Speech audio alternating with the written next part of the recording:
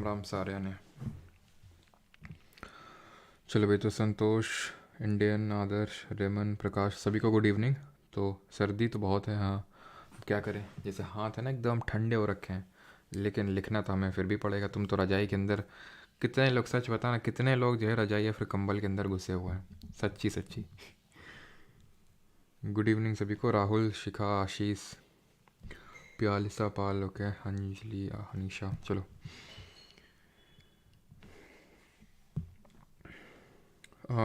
कल की class upload नहीं है, तभी मैंने लिंक शेयर कर दिया था मोहम्मद शहनवाज। कल की क्लास अपलोड हो नहीं रही थी, तो मैंने इसीलिए टेलीग्राम पे ना, जब भी ऐसा कुछ हुआ करे कि ना शो हुआ करे उसमें, तो टेलीग्राम जो प्राइवेट टेलीग्राम ग्रुप है वो इसीलिए है, ताकि अगर कुछ ऐसा कुछ होता है तो वहाँ पे आपका लिंक आ जाता है, तो वहाँ से आप उसको देख सकते हो उस वीडियो को। बाकी अपलोड हो जाएगा ना। मैं खेत में हूँ सर, अच्छा नहीं लगे। खेत में वैसे क्या कर रहे हो तुम? झाड़ियों के बीच में तो नहीं घुसे हुए कहीं? हैं? मतलब झाड़ियों के बीच में घुस के खेत की कटाई वटाई तो नहीं कर रहे हो कहीं?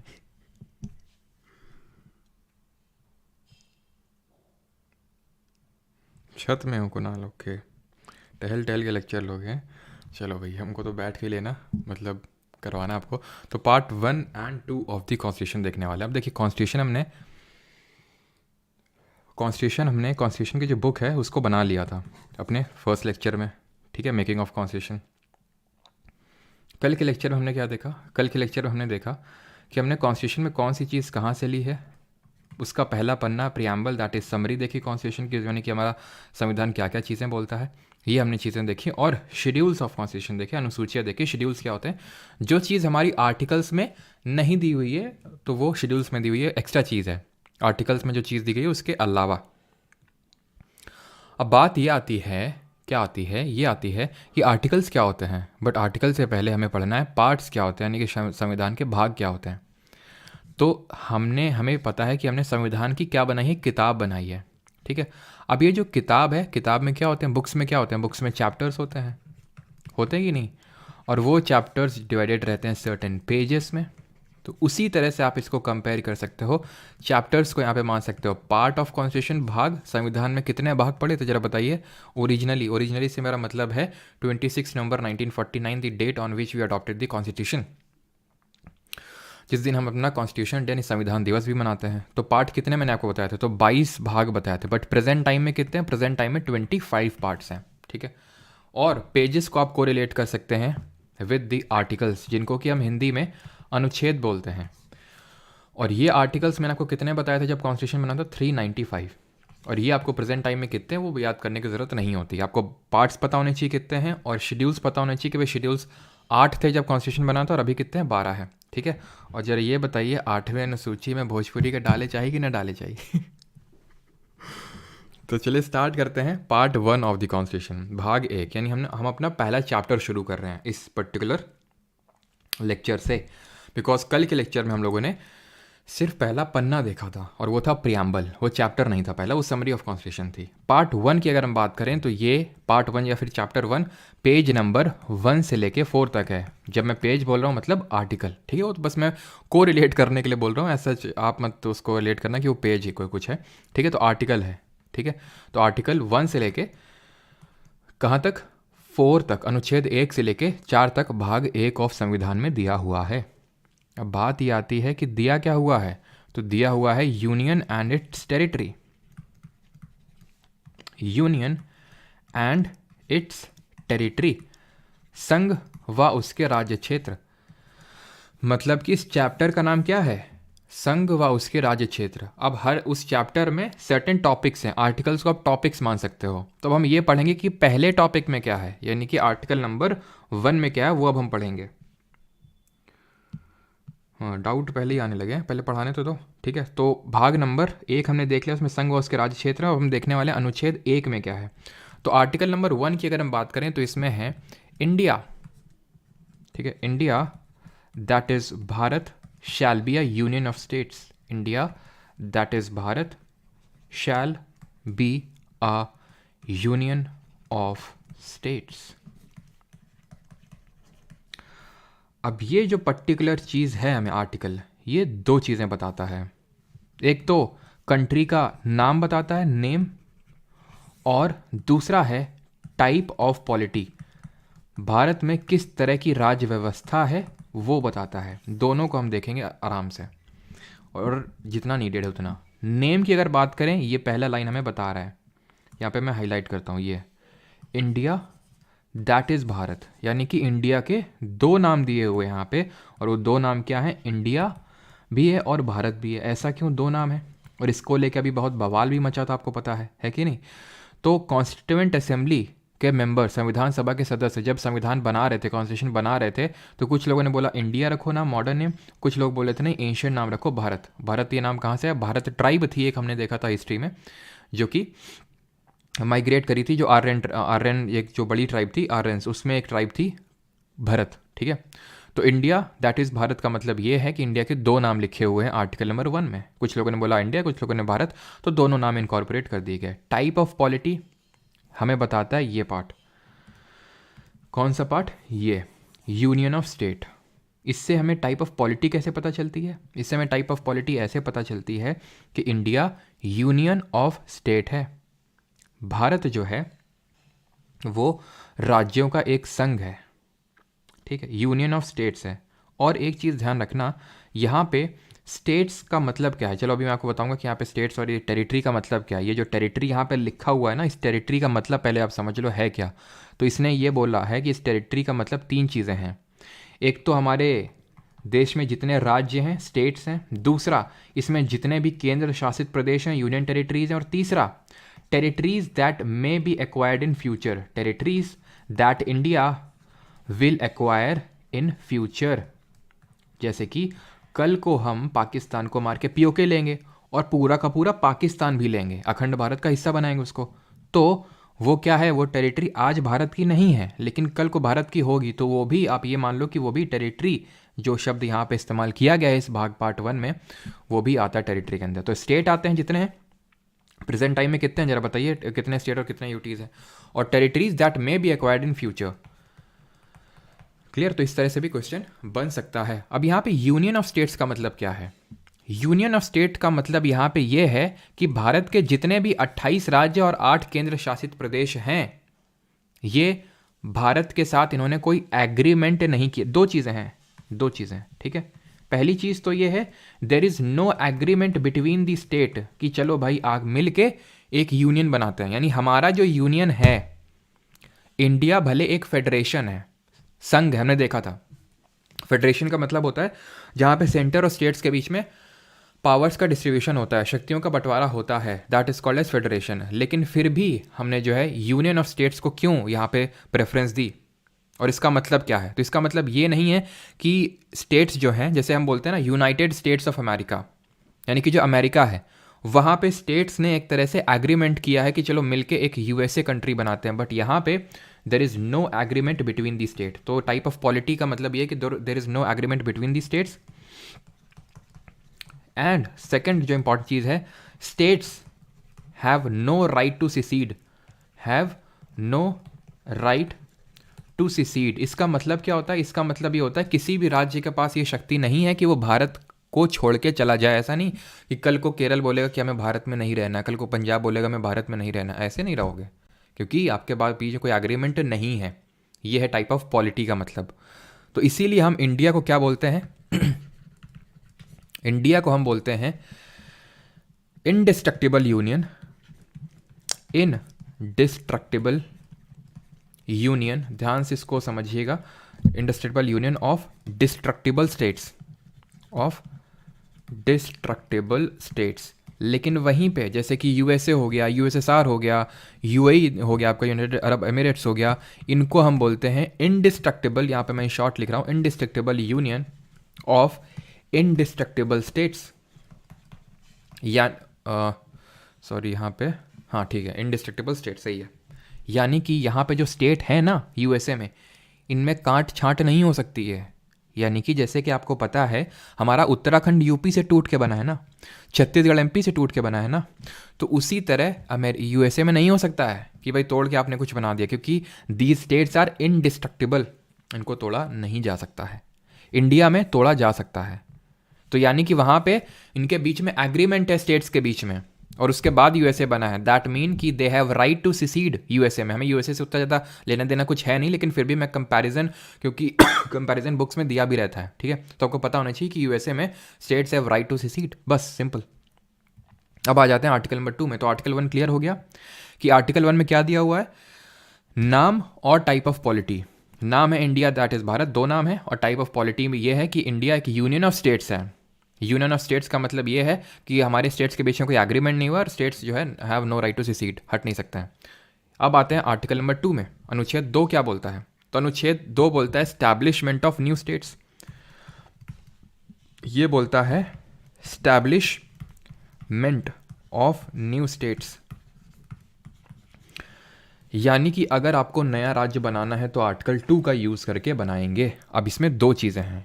First thing, power to admit, ठीक है, power to admit into the union new states. ये मतलब उतना ज़्यादा बस मैं लिख रहा हूँ, ठीक है, क्योंकि आर्टिकल 2 में सब क्लॉजेज हैं। जब भी आपको ऐसा दिख जाए आर्टिकल 2 ये ब्रैकेट में, तो इसका मतलब सब क्लॉज होता है, ठीक है। तो power to admit into union new states. अभी मैं सारी चीज़ें समराइज़ कर दूंगा, एकदम माइंड में क्लियर कट कंपार्टमेंटलाइज हो जाएंगे आपके दिमाग में सारी चीज़ें, ठीक है। And power to establish new states, power to establish new states, बहुत आसान है, इसको मैं हिंदी में बता दूंगा, चिंता न करिए। आर्टिकल 3 भी पहले बता देते हैं, ठीक है, फिर तुम्हारे माइंड में एक कन्फ्यूजन क्रिएट होगा, और फिर जब हम उस कन्फ्यूजन को दूर करेंगे तब तुम्हारे लिए आएगा आहा मोमेंट, ठीक है। तो आहा मोमेंट को देखते हैं। तो ये आप समझ गए ना। हिंदी में अगर मैं बात करूँ तो नए राज्यों का प्रवेश, ऐसे समझ लो इसको, ठीक है, नए राज्यों का प्रवेश, सिंपल। ये तुमको समझ नहीं आया, बहुत अच्छी बात है, आना भी नहीं चाहिए था। आर्टिकल 3 पे आते हैं, अनुच्छेद 3 पे। ये क्या बोलता है? ये बोलता है नए राज्यों का निर्माण, formation of new state, formation of new states. वो क्या बोल रहा था? वो बोल रहा था इस्टेब्लिशमेंट ऑफ न्यू स्टेट, नए राज्यों का प्रवेश। ये क्या बोल रहा है? नए राज्यों का गठन हम बोल सकते हैं, निर्माण बोल सकते हैं, ठीक है, फॉर्मेशन ऑफ न्यू स्टेट। या फिर इसमें और भी चीज़ें हैं, और चीज़ें क्या हैं कि ये तो चलो मान लेते हैं ये एक पहली चीज़ है। दूसरी चीज़ क्या है? Altering the boundary of any state.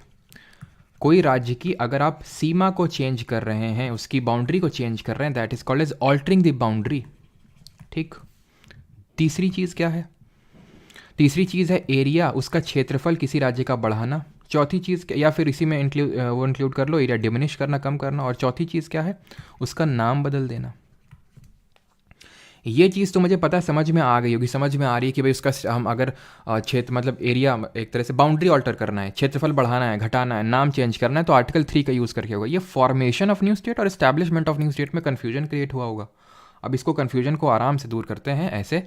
देखिए, आर्टिकल 2 ये बोलता है, जैसे कि मान लो पीओके है, तो पीओके अभी भारत का हिस्सा नहीं है, तो उसको जब हम लेंगे, यानी कि बाहर से कोई टेरिटरी को अंदर लेके आएंगे, तो that is called establishment of new state. Plus इसमें यह भी है कि अगर मान लो कि कोई स्टेट पहले से एग्जिस्ट नहीं कर रहा था, उसको क्रिएट कर रहे हैं। यहाँ पे क्या एग्जिस्ट कर रहा है, उसी में ही काट छांट कर रहे हैं, उसका नाम चेंज कर रहे हैं, वो कर रहे हैं हम, ठीक है। सिंपल चीज़, अगर हमें नाम एग्जिस्टिंग स्टेट में अगर कोई चीज़ चेंज कर रहे हैं, दैट इज आर्टिकल 3। यहाँ पे क्या एग्जिस्ट नहीं कर रहा है, या तो एग्जिस्ट कर नहीं रहा है, या फिर वो बाहर की टेरिटरी उसको हम अंदर ले रहे हैं। जैसे पीओके को मान लो हम अंदर लेंगे और उसको एक यूनियन टेरिटरी या फिर स्टेट बना देंगे, तो आर्टिकल 2। सिंपल क्लियर है यहाँ तक कि आर्टिकल 2 और 3 में डिफरेंस क्या है, 2 और 3 में अंतर क्या है। अब 4 पे आ जाते हैं। 4 क्या है? तो अनुच्छेद अगर 4 की बात करें, और जिसका डाउट होगा भी पूछ लेगा, आर्टिकल 4 को समराइज कर लेने दीजिए। आर्टिकल 4 बोलता है कि आर्टिकल 2 और आर्टिकल 3 के तहत जो भी आप चेंजेस करोगे, जैसे कि मान लो अगर नाम चेंज करना है तो अनुच्छेद 3 में चेंज करोगे। अगर मान लो कि तुम्हें कोई इस्टेब्लिश करना है नया स्टेट, बाहर की टेरिटरी से लेके आना है, तो अनुच्छेद 2 का इस्तेमाल करोगे। ये क्या बोलता है? आर्टिकल 4 बोलता है कि जो भी आप ये काम करोगे, चेंजेस करोगे आर्टिकल 2 और 3 के तहत, they will not to be dealt as an amendment under article 368। अनुच्छेद अंडर आर्टिकल 360, अनुच्छेद 368 जो है आर्टिकल 368, ये अमेंडमेंट की बात करता है कि संविधान में आपको कुछ चेंज करना है तो इसको आप पकड़ो, इसका इस्तेमाल करके चेंज कर पाओगे। तो चौथा अनुच्छेद ये बोल रहा है कि इस इन आर्टिकल्स में अगर आपको चेंज करना है तो वो इसके तहत अमेंडमेंट नहीं डील किया जाएगा। अमेंडमेंट मैंने आपको पढ़ाया नहीं है, लेकिन अभी मैं सिर्फ इतना आपको बताना चाहूँगा कि अमेंडमेंट ऐसे ऐसे समझ लो दो तरह का होता तो वैसे तीन तरह का है, जब मैं आपको आर्टिकल 368 पढ़ाऊंगा तब, ठीक है। तो ऐसे अभी के लिए समझ लो कि दो तरह का, एक वो अमेंडमेंट जिसके लिए हमें आर्टिकल 368 का यूज़ करना पड़ता है, और एक वो जिसका नहीं करना पड़ता है। जो नहीं करना पड़ता है वो है साधारण बहुमत से। काफ़ी सारी चीज़ें हमारी संविधान की किताब में ऐसे ही हैं कि हमारे संविधान निर्माताओं ने आपको बोला है कि आप पार्लियामेंट कुछ भी चेंज कर लो, आराम से कर लो, सिंपल मेजोरिटी से कर लो, लेकिन कुछ चीज़ें ऐसी है जो बड़ी मुश्किल से होंगी और उसको करने के लिए आपको आर्टिकल 368 के तहत अमेंडमेंट करना पड़ेगा। तो अनुच्छेद 4 ये बोल रहा है कि इसको आप सिंपल मेजॉरिटी से कर सकते हो, साधारण बहुमत से कर सकते हो। बस आपको करना ये होगा कि अगर आप इनका यूज़ कर रहे हो तो उस बिल को सबसे पहले प्रेसिडेंट के पास ले जाना, ताकि प्रेसिडेंट उस पर्टिकुलर स्टेट, जैसे फॉर एग्जांपल अनुच्छेद 3 का हम यूज़ करके नाम चेंज करते हैं, बाउंड्री ऑल्टर करते हैं, तो उस स्टेट की भी तो थोड़ी सी राय ले लें उस राज्य की। लेकिन ध्यान रखना कि स्टेट का जो है, राज्य का कोई लेना देना नहीं इसमें। अगर जैसे कि पार्लियामेंट आज को चाहे, देश की संसद चाहे कि यूपी का नाम बदलना है या फिर केरल का नाम बदल देगी सिंपल मेजोरिटी से। साधारण बहुमत से, सिंपल मेजोरिटी, स्पेशल मेजोरिटी, ये सब क्या होते हैं ये पार्लियामेंट चैप्टर में पढ़ेंगे। अभी के लिए बस इतना ही समझ लो कि सिंपल मतलब बड़ी आसानी से वो चेंज कर सकती है, और उस स्टेट का उसमें कोई नहीं है। बस प्रेसिडेंट के पास बिल उनको पहले प्रेजेंट करना पड़ेगा, एक तरह से फॉर्मेलिटी करनी पड़ेगी, फॉर्मेलिटी है, ठीक है, ताकि प्रेसिडेंट उस स्टेट से उसकी रिकमेंडेशन ले ले, जो कि बाइंडिंग नहीं है ना तो प्रेसिडेंट पे ना तो पार्लियामेंट में। तुम अपनी एडवाइस दे सकते हो प्रेसिडेंट के थ्रू, हमें पार्लियामेंट बोलेगा, लेकिन जो हमें मन आएगा वो हम करेंगे। तो पार्लियामेंट ही चेंजेस करेगा, पार्लियामेंट ही नाम चेंज करेगा, बाउंड्री ऑल्टर करेगा, एरिया इंक्रीज करेगा, डिक्रीज करेगा, डिमिनिश करेगा, वो सारा काम पार्लियामेंट ही करेगा, and that too with simple majority, and that will not be dealt as an amendment under article 368 of the constitution. किसी का डाउट हो तो पूछ लो। और इसमें एक और जो सब क्लॉज दूसरा वाला है वो ये बोलता है कि जब भी आप आर्टिकल 2 और 3 के तहत चेंजेस करोगे तो मेक श्योर कि आपको शेड्यूल नंबर 1 और शेड्यूल नंबर 4 में चेंजेस करने हैं। शेड्यूल 1 में क्या है? शेड्यूल 1 में लैंग्वेज नहीं है, ठीक है। शेड्यूल 1 में क्या है ना, हमारे तेज प्रताप जी हों तो अभी लैंग्वेज इसमें डाल दें, भोजपुरी इसी में डाले दे रहे थे। तो अगर हम शेड्यूल 1 की बात करें तो शेड्यूल 1 में क्या है, हमने देखा था names of states and UTs and their territorial jurisdiction. 4 में क्या है, tears of old PM, Rajya Sabha का में सीटों का आवंटन, allocation of seats in Rajya Sabha. तो राज्यसभा में सीटों का आवंटन किस तरह से होता है भाई, ये इस तरह से बन गया, और यहाँ पे कॉन्स्टिट्यूएंसीज इस तरह से बांटी जाती हैं। मैंने आपको पहले लेक्चर में बताया था, ठीक है। तो ऑब्वियस सी बात है, अगर आपने एरियाज को छोटा कर दिया, कुछ बड़ा कर दिया, तो कॉन्स्टिट्यूएंसीज का साइज ही बढ़ेगा, रिप्रेजेंटेशन भी चेंज होगा, इसलिए आपको 4th शेड्यूल में भी चेंज करना होगा। ये हमारा आर्टिकल नंबर 4 बोलता है। अब मैं आपका डाउट देख लेता हूँ एक बार।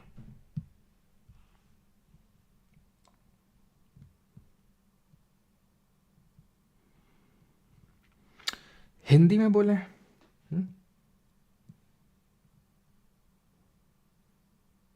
आर्टिकल 368 में क्या है फिर, Travis beat the hit. Article 368 में प्रोसीजर फॉर अमेंडमेंट है, लिखा हुआ है उसमें कि कैसे आप संशोधन करेंगे, क्या क्या प्रोसीजर्स को फॉलो करना पड़ेगा, किन चीज़ों को आप कैसे अमेंड कर सकते हैं, किन चीज़ों को आप कैसे अमेंड कर सकते हैं, ये सारी चीज़ें लिखी हुई हैं। What is holding together federation, वो यूनियन ने होल्ड करके रखा है, ऐसे समझ लो। उनके बीच में कोई एग्रीमेंट नहीं हुआ है गोपाल, ठीक है, बस यूनियन ने होल्ड करके रखा है, उनका उसमें कोई ऐसे एग्रीमेंट नहीं है।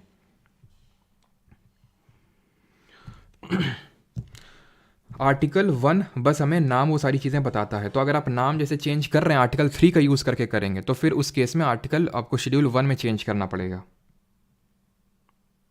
बैच 1 में फिजिक्स की क्लास पॉलिटी के बाद होगी, दीपक सिंह, ठीक।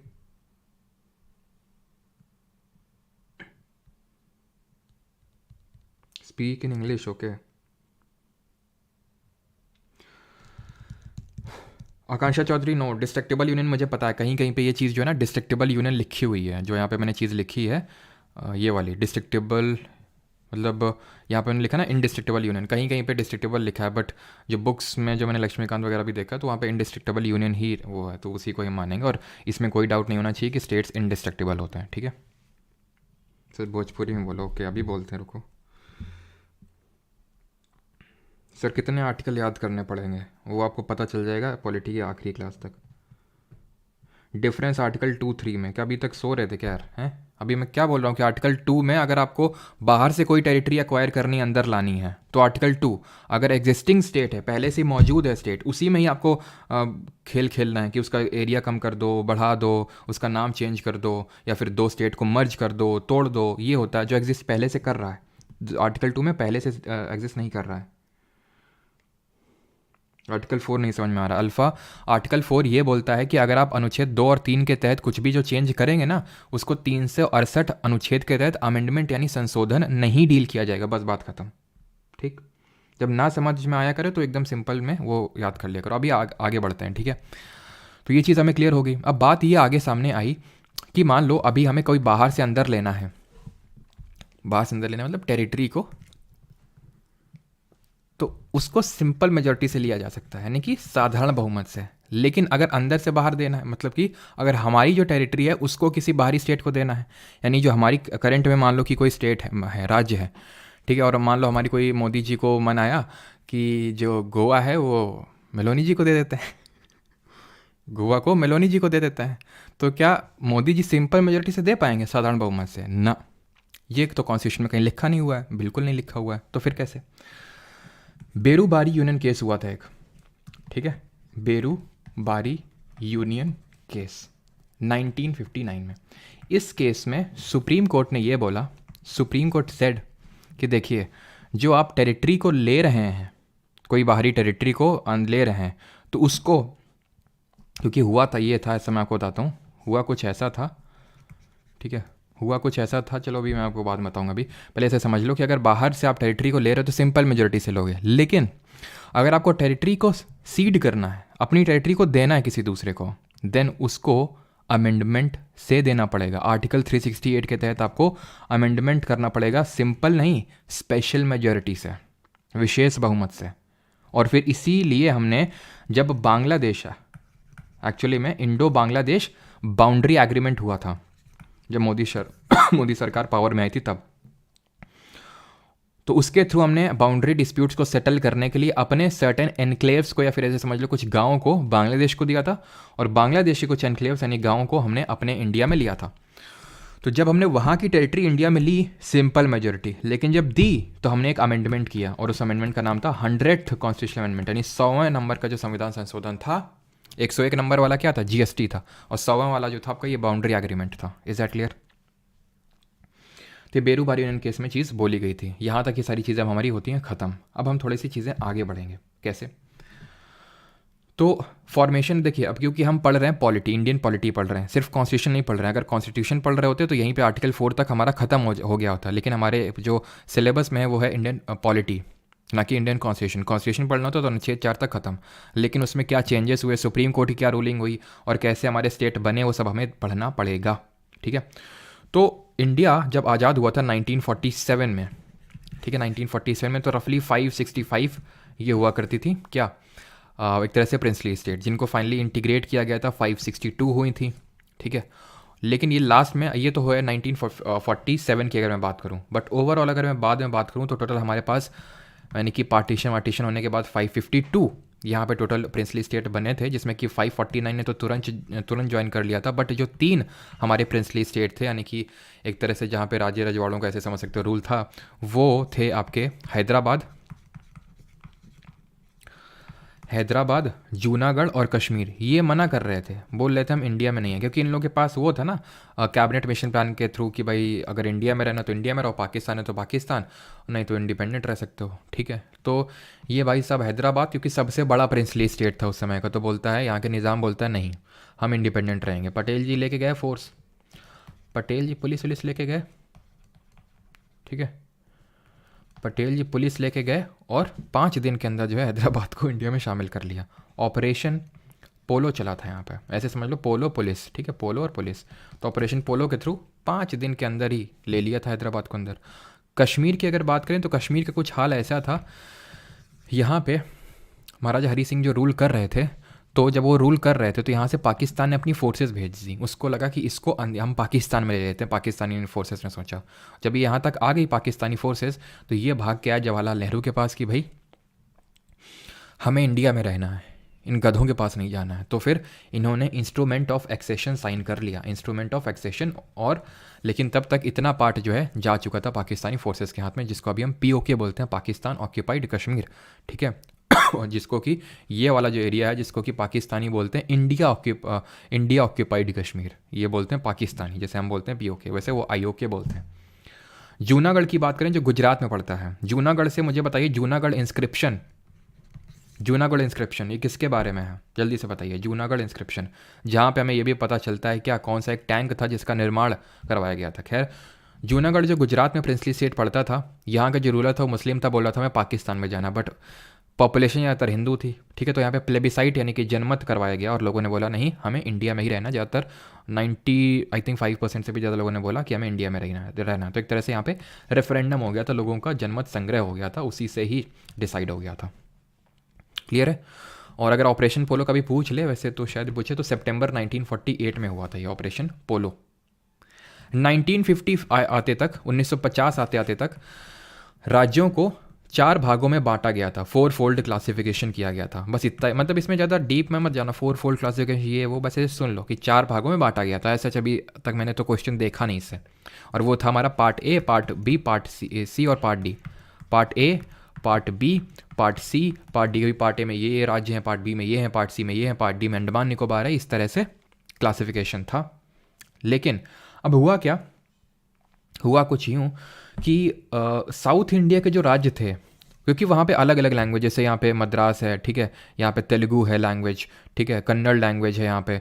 तो इस तरह से हुआ ये कि यहाँ पे डिफरेंट लैंग्वेजेस थी, तो भाषा के आधार पे राज्यों को बनाने की मांग उठने लगी, यानी कि लैंग्वेज के बेसिस पे, कि भाई अगर एक लैंग्वेज ये लोग बोल रहे हैं तो इनको अलग राज्य बनाओ, ये इनका अलग बनाओ, इनका अलग बनाओ, ऐसी तरह से मांग उठी। अब जब मांग जोरों से उठी तो फिर किया क्या, हमारी गवर्नमेंट ने एक लिंग्विस्टिक प्रोविंसेस कमीशन का गठन किया। लिंग्विस्टिक का मतलब, जहाँ पे भी लिंग्विस्टिक देखना, उसका मतलब होता है भाषाई आधार पे, ठीक है। तो लिंग्विस्टिक प्रोविंसेस कमीशन का गठन हुआ, जिसको हम बोलते हैं धार कमीशन के नाम से। बिकॉज ये अब किसी भी कमीशन या कमेटी का नाम पड़ता है तो उसके चेयरमैन के नाम पे पड़ जाता है, तो SK धार जी इसमें चेयरमैन थे। और ये कब सेटअप हुआ था, ये सेटअप हुआ था 1948 1948 में। और पहला लिंग्विस्टिक कमीशन था, यानी कि भाषा के आधार पर राज्य बनना चाहिए कि नहीं बनना चाहिए, वो डिसाइड करेगा ये धार कमीशन। और जब धार कमीशन ने अपनी रिपोर्ट दी तो उन्होंने बोला states to be organise, state should be organised, यानी इनका गठन होना चाहिए, organised states to be organised on the basis of, या फिर on the administrative basis, administrative basis पे, यानी कि प्रशासनिक बेसिस पे, एडमिनिस्ट्रेटिव बेसिस पे इनका फॉर्मेशन होना चाहिए, ना कि नॉट ऑन लिंग्विस्टिक बेसिस, ना कि भाषा के आधार पे होना चाहिए, ठीक। तो जब ये रिपोर्ट सामने आई, यूनियन ने, पार्लियामेंट ने मना कर दिया, सरकार ने मना कर दिया कि देखो ये क्या बोल रहे हैं, तो फिर नहीं बना पाएंगे। साउथ इंडिया में और जोरों से मांग उठी, फिर जल्दी से एक और कमीशन बनाना पड़ा। अब यहाँ पे इंपॉर्टेंट लोग आए, कौन कौन, JVP कमीशन। JVP कमीशन बैठा 1948 में ही। ये JVP क्या है, जे से हैं जवाहरलाल नेहरू, ठीक है, जवाहरलाल नेहरू जी हमारे। V से हैं वल्लभ भाई पटेल, वल्लभ यानी हमारे सरदार वल्लभ भाई पटेल जी। और P से हैं पट्टाभी सीतारामैया। जरा कमेंट में ये बताइए, पट्टाभी सीतारामैया कौन सी कमेटी को, कौन सी माइनर कमेटी को लीड कर रहे थे, चेयरमैन थे। इसने भी सेम चीज़ को रीअफर्म किया, जो धार ने बोला था वही इसने भी बोला कि हाँ लिंग्विस्टिक बेसिस पे स्टेट्स नहीं बनने चाहिए, इसने भी वही बोला। और पट्टाभी सीतारामैया वस्तावैया हाउस कमेटी के चेयरमैन थे। और जब ये सुनाई दिया तो हमारे एक आंध्र प्रदेश में बहुत जोर की मांग उठी, और यहाँ पे आंध्र प्रदेश में एक अनशन देने वाले थे जिनका नाम था श्री पोट्टी श्रीरामुलु, ठीक है, इनका नाम था श्री पोट्टी श्रीरामुलु, श्री रामुलु। अब ये जो पोट्टी श्रीरामुलु जी हैं, इनकी हो जाती है 56 दिन के अनशन के बाद डेथ, यानी ये आमरण अनशन पे बैठे हुए थे, फास्ट इनटू डेथ पे बैठे हुए थे, और इनके 56 डेज के बाद हो जाती है डेथ। और जब इनकी डेथ हो जाती है तो भैया आपको पता है क्या ही हुआ होगा फिर। और जब जो हुआ उसके बाद government was forced to create the first linguistic state of India, Andhra Pradesh. तो भाषा के आधार पर बनने वाला पहला राज्य बना आंध्र प्रदेश। क्यों बना मैंने आपको बता दिया, क्योंकि इनकी डेथ हो गई अनशन के, तो बहुत ज़्यादा प्रोटेस्ट होने लगे, तो आनन फानन में जो है आंध्र प्रदेश को क्रिएट करना पड़ा ऑन लिंग्विस्टिक बेसिस। कब, कब? 1953, 1953 की बात है ये। और जब ये हुआ तो ऐसे समझो, जैसे फॉर एग्जांपल ये मान लो कि 4 लोग हैं, ठीक है, 4 लोग में से, या फिर मान लो 4 बच्चे हैं, कोई चॉकलेट डिमांड कर रहे हैं, ठीक है, और आपने उसमें से एक को चॉकलेट दे दी क्योंकि बहुत जोर कर रो रहा था, बाकी उतना नहीं रो रहे थे, और इन तीनों ने वो चीज़ देख ली। और जब ये 3 चीज़ें देखेंगी तो सिंपल सी बात है, मंकी सीज मंकी डस, तो इन लोगों ने भी ये भी खूब जोर कर रोएंगे, तो बाकी स्टेट में भी तेज़ी से मांग उठी। तो अगेन एक कमीशन बनाया गया जिसको बोला गया स्टेट्स रीऑर्गेनाइजेशन कमीशन। स्टेट्स और अभी सब हिंदी में भी बता दूंगा, ठीक है, थोड़ा सा फ्लो में चलने दीजिए चीज़ों को, फिर हिंदी में बता दूंगा मैं आपको सारा क्या क्या है, ठीक है। तो स्टेट्स रीऑर्गेनाइजेशन कमीशन, अब ये जो स्टेट्स यानी कि राज्य पुनर्गठन आयोग, ये बना आपका 1953 में। कब? आंध्र प्रदेश जब लिंग्विस्टिक बेसिस पे बन गया उसके बाद इसको हमने बोला फजल अली कमीशन। इसका उसका सबका बदला लेगा तेरा फैजल, ठीक है, वही फैजल है, फैजल अली कमीशन। तो ये जो फैजल अली हैं कमीशन क्यों बोलते हैं? सिंपल, जैसे कि रॉलेट एक्ट नहीं एक्चुअल में, वो है anarchical and revolutionaries crimes act of 1919, क्योंकि उसको सिडनी रॉलेट ने कंपोज किया था, that is why we say Rowlatt act. उसी तरह स्टेट्स रीऑर्गेनाइजेशन कमीशन था, उसके चेयरमैन थे फजल अली। इसमें 3 मेंबर्स थे इसमें भी, ठीक है, KM पन्नीकर, हृदयनाथ कुंजरू, ठीक है, कुंजरू नहीं कुंजरू हैं ये, ठीक है, कुंजरू, और ये हैं KM पन्नीकर, और तीसरे होंगे हमारे फजल अली, ठीक है, ये चेयरमैन थे। इन्होंने बोला कि हाँ लिंग्विस्टिक बेसिस पे स्टेट को बना लो, लेकिन rejected the theory of one language one state, यानी एक भाषा और एक राज्य का जो कॉन्सेप्ट है उसको इन्होंने बोला कि ये नहीं चलेगा, क्योंकि अगर ये चला तो भैया इंडिया में तो इतनी सारी लैंग्वेज है, हर कोई बोलने लगे कि हमारी भी ये है, हमारी वो है, हमारी ये भोजपुरी है, भोजपुरी वाले अलग बना दो, मैथिली वाले हमारी अलग लैंग्वेज बना दो, सिंधी वाले हमारा अलग से राज्य बना दो, तो पूरा जो है इंडिया जो बट जाएगा। अगर भाषा के आधार पर बनाने गए तो बना लो, लेकिन ये जो वन लैंग्वेज वन स्टेट है इस थ्योरी को इसने रिजेक्ट कर दिया, और इस कमीशन के बेसिस पे एक एक्ट बनता है स्टेट्स रीऑर्गेनाइजेशन, फिर एक एक्ट पास किया जाता है पार्लियामेंट से, स्टेट्स रीऑर्गेनाइजेशन एक्ट, यानी कि राज्य पुनर्गठन अधिनियम, रीऑर्गेनाइजेशन एक्ट। कब? 1956, 1956 में। और इसके बेसिस पे क्रिएट किए जाते हैं 14 राज्य और 6 केंद्र शासित प्रदेश, 6 यूटीज, एज ऑफ 1 नवंबर 1956। किसी को यहाँ तक कोई डाउट होगा पूछेगा, किसी का भी कोई डाउट होगा पूछ लेगा। यहाँ पे मैंने सारी चीज़ें क्रोनोलॉजी के बेसिस पे बताई हैं। आज भोजपुरी पे अटके, हाँ भोजपुरी पे अटके आज। तेज प्रताप जी का तेज जो इतना तेज है वो एकदम यहाँ तक भी आ रहा है। स्टेट के टेरिटरी को कौन चेंज कर सकता है? ज़ीशान अख्तर। स्टेट के टेरिटरी को चेंज कर सकता है पार्लियामेंट, उस स्टेट का नाम चेंज कर सकता है पार्लियामेंट, स्टेट का एरिया इंक्रीज कर सकता है पार्लियामेंट, स्टेट का एरिया डिक्रीज कर सकता है पार्लियामेंट, ठीक। स्टेट खुद नहीं कर सकता है। क्या चीज़ सर? रिकॉर्डेड रहेगी? नहीं रहेगी रिकॉर्डेड यूट्यूब पे सर। अब हिंदी में बोलिए, तो ये तो हिंदी में बोल दिया था, ये भी हिंदी में बोल दिया था, और क्या बचा था? पॉटी श्री रामलू नाम तो JVP कमीशन को, कमेटी को समिति बोलेंगे, ठीक है, कमीशन को आयोग बोलेंगे, ठीक है। और ये पहला भाषाई आधार पे जो राज्य बना वो आंध्र प्रदेश था, राज्य पुनर्गठन आयोग वो उसको बोलेंगे, ठीक है। चलिए, और तो आई थिंक यहाँ पे मैंने ऐसे कुछ बोला नहीं है कि जो आपको समझ में ना आया हो। All clear? ओके, हाँ बिल्कुल, यूपी पुलिस कांस्टेबल के लिए भी हम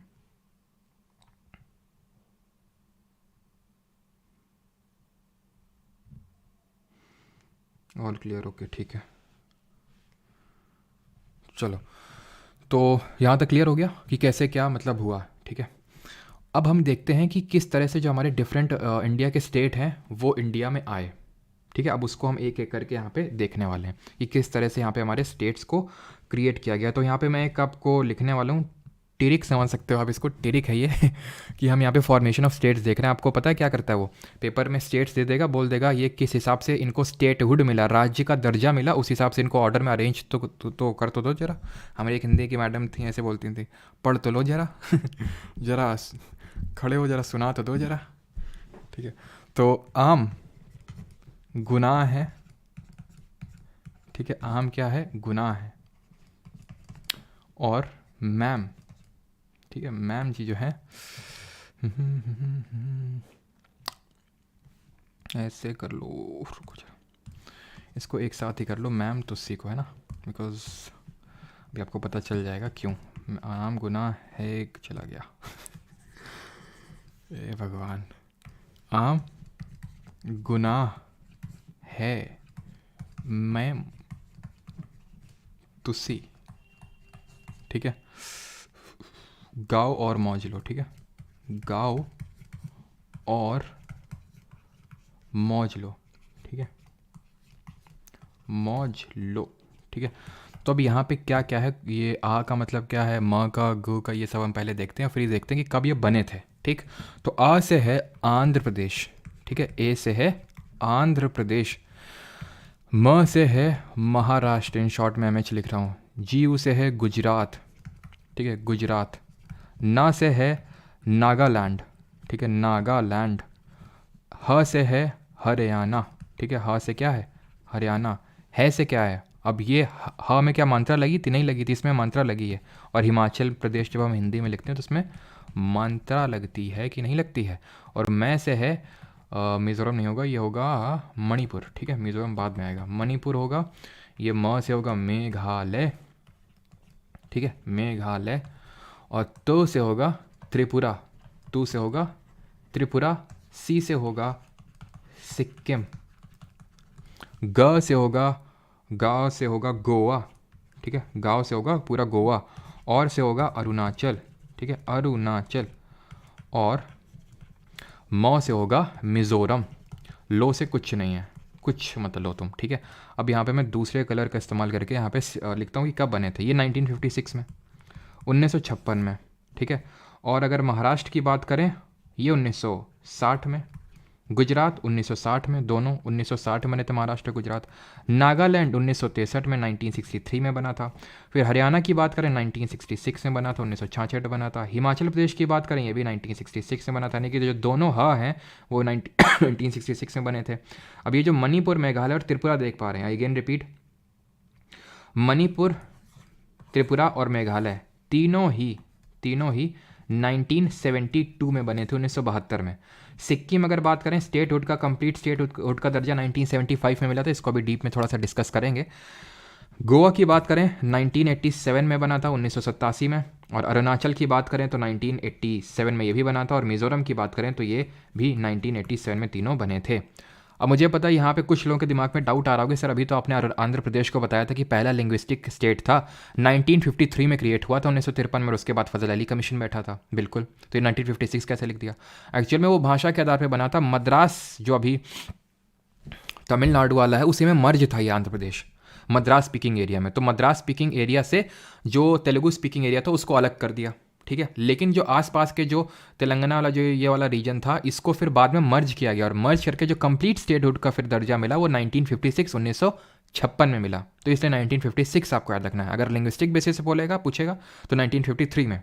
ये जो यहाँ पे 1987 लिखा है ना, जैसे गोवा की अगर मैं चलो बात करूँ यहाँ पे गोवा की, तो गोवा पहले पोर्चुगीज़ के कब्जे में था, यहाँ तक कि 1961 में पोर्चुगीज़ तक था, 1947 में अंग्रेज भारत छोड़ के चले गए थे, लेकिन पोर्चुगीज़ आराम से कोने में दुपक के बैठे हुए थे, ठीक है। तो फिर यहाँ पे ऑपरेशन विजय चलाया गया, और ऑपरेशन विजय के थ्रू ये जा नहीं रहे थे, मना कर रहे थे, बोल रहे थे हमारी टेरिटरी है। पहले इनको बोला कि भाई क्या चले गए सब लोग, तुम कहाँ से हो रहे हो, बोलते नहीं नहीं हम नहीं जाएंगे, तो हमारा रोने लगा, फिर गए सब लोग क्या ये जाओगे नहीं, फिर उनकी मार कुटाई थोड़ी हुई ऑपरेशन विजय के थ्रू, तुरंत भाग के छोड़ के चले। गोवा ही नहीं, दमन और दीव में भी बैठे हुए थे। तो इसीलिए बोलते हैं कि Portuguese were first to come into India and last to go. 1498 में सबसे पहले वास्को डिगामा आया था, और आखिरी में 1961 में छोड़ के गए थे गोवा और दमन और दीव को। तो जब ये छोड़ के गए, दमन और दीव भी यहाँ पे था, ठीक है, दमन एंड दीव, तो इनको पहले हमने यूटी बनाया, यानी यूनियन टेरिटरी बनाया, ठीक है, 12th अमेंडमेंट्स करके। 12th जो हमें अमेंडमेंट किया उसके थ्रू इनको पहले हमने यूटी का दर्जा दिया, देन स्टेटहुड का दर्जा दिया, कब स्टेटहुड का दर्जा दिया 56th अमेंडमेंट करके, ये 1987 जो यहाँ पे लिखा हुआ है, ठीक है, 1987 में, सिंपल, ठीक है, क्लियर। अब हम थोड़ा सा डिस्कस कर लेते हैं सिक्किम को, क्योंकि सिक्किम थोड़ा सा स्पेशल है, बिकॉज इससे क्वेश्चन आ जाते हैं काफ़ी ज़्यादा, ठीक है। तो सिक्किम हमें याद रखना है कि सिक्किम पहले भारत का हिस्सा नहीं था, फिर हमने मतलब क्योंकि सिक्किम आपने लोकेशन देखी होगी, सिक्किम सिर्फ हमारा एक ही राज्य है भारत का जिसके साथ बॉर्डर शेयर करता है, जरा कमेंट में बताइए। और अगर आप करंट अफेयर्स फॉलो कर रहे हैं तो जरा ये भी बताइए कि सिक्किम बोलो, असम के पास भूटान अपनी कौन सी सिटी को डेवलप कर रहा है, स्मार्ट सिटी को डेवलप कर रहा है, बताइए जल्दी से। तो सिक्किम वेस्ट बंगाल के साथ शेयर करता है। अब यहाँ पे आपको पता है तिब्बत वाला भी रीजन है, तो तिब्बतीज जो है, ये जो चाइनीज़ हैं, धीरे धीरे टेरिटरीज़ को इधर उधर एक्वायर कर रहे थे। सिक्किमीज़ ने भी यही देखा कि यार ये लोग तो टेरिटरी जल्दी पे एक्वायर कर रहे हैं, नेक्स्ट नंबर लगता है हमारा ही है। उस समय यहाँ पे चोग्याल डायनेस्टी का रूल हुआ करता था, तो इन्होंने इंडिया से बात करी, ठीक है, कि हमें इंडिया में मिलना है, ये इन चाइना में तो बिल्कुल शामिल नहीं होना। तो हमने या फिर मतलब एक तरह से पूरी तरह से राजी नहीं थे कि हमें पूरी तरह से स्टेट अभी बना दो, तो इनको पहले एसोसिएट स्टेटहुड का दर्जा दिया गया, ये देखने के लिए कि भाई अगर आप इंडिया में शामिल होगे तो फिर आपको क्या क्या बेनिफिट्स मिलेंगे। तो एसोसिएट स्टेटहुड का दर्जा पहले दिया गया, ठीक है। और ये कब, 1974 में, ठीक है, 35th अमेंडमेंट किया गया 1974 में, और एसोसिएट स्टेटहुड यानी कि सहयोगी राज्य का दर्जा दिया गया। देन उसके बाद जो है इनको अच्छा लगा और फिर हमने अगले साल ही 36th अमेंडमेंट 1975 से इनको कंप्लीट स्टेटहुड दे दिया, पूर्ण राज्य जो है इनको घोषित कर दिया, ठीक है, कंप्लीट स्टेटहुड हमने इनको दे दिया, ठीक है। और यहाँ पे अभी मैंने पूछा था कौन सी भूटान सिटी डेवलप कर रहा है, तो इट इज़ गेलफू सिटी। इसको भी ध्यान में रखिएगा बिकॉज क्वेश्चन पूछे जाने के बहुत बहुत ज़्यादा चांसेस हैं, ठीक है। यहाँ तक सभी को क्लियर है चीज़ें कि किस तरह से पूर्ण राज्य का दर्जा दिया गया। पहले सहयोगी राज्य बनाया गया 1974 में 35th amendment, then 36th amendment से 1975 में पूर्ण राज्य कंप्लीट स्टेटहुड का दर्जा दे दिया गया। अब हम देखेंगे क्या अब हम देखेंगे आर्टिकल नंबर 371। फोटो लगाना भूल गए यहाँ पे, चलो कोई नहीं, क्लियर है यहाँ तक सभी को, किसी कोई डाउट तो नहीं है। मोए मोए हो गया सर, क्या हो गया मोए मोए? गेलफू बिल्कुल सही है। हाँ, 1974 में ट्रायल चल रहा था। क्या भाई मोए मोए क्या लिखे जा रहे हो मोए मोए? क्लियर है यहाँ तक? सिटीजनशिप थोड़ा छोटा सा टॉपिक एकदम, ठीक है, यहाँ तक क्लियर हो गया तो आगे बढ़ें। ईयर्स याद कर लो बीच बीच में, 2-3 सब मत याद करो, तो बीच बीच में कुछ याद कर लो, तो उससे होगा कि मतलब आप जो है रिलेट कर पाएंगे, एलिमिनेट कर पाएंगे, ठीक है। सर आपने हरियाणा का फॉर्मेशन क्या लिखा है? मैंने 1966 ये लिखा होगा ना, तो 1966 ही तो लिखा है, क्या और कुछ है क्या? 1966 में ही तो बना था। अगर एग्जैक्ट डेट बात करें तो 1 नवंबर 1966 फॉर्मेशन बनाता है हमारा हरियाणा। कोई है यहाँ से हरियाणा से? बताइए भाई इनको।